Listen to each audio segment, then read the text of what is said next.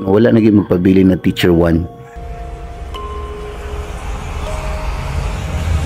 Kita ko sa post ni Sir The Science Explorer, ang iyang page kay The Science Explorer, o ipagawas niya ang frustration about sa promotion, o giapil po niya ang career progression nga nawa na yung chance nga ma-promote, nga sa kadaghan niyang gibuhat wala gid siya na-promote. Kasabot ko ana kay nakasuway sa ko ana nga nagtuo ko nga di na ko ma-promote. Tinuod tong gisulti ni sir nga naabot siya international level nga mga daog, pero basta na feel na ko ihang post. So mga teachers, kung naa kay plano magpa-promote, siguruhay mong papers, kumpletuha, tanawa ang unsa requirement sa promotion. Wa kay latangan nga bisag usa ato. Pero para nako sa mga maayo, mga buutan ng mga teachers,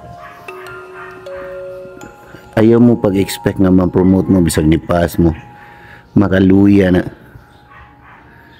Kung buutan ka o maayo ka, buhatan mong trabaho, no? Kay kaba sabot ko siya hangingon, daghan kay mga maayo man, wala lang sila papers, o dito sila ma-promote. Wako lang ningon ha nga ang na-promote dito mga maayo. Pero daghan po mga may nga mga teachers nga dili ma-promote kay kuha nga nilang papers.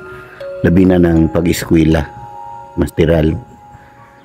Nag-expect ang tanan sa wala pa ni gawas ang career progression. Wala naging magpabili na teacher 1, nga mo retire nga teacher 1. Pagkadungog na ko sa career progression, murag nakayong ko imposible. Mas daghan noon siguro mo resign nga teacher 1.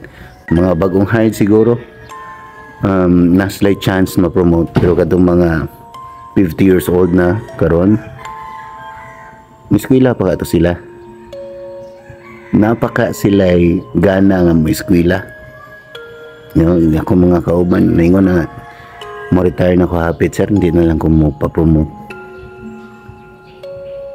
Come on sa inyo kasultihan.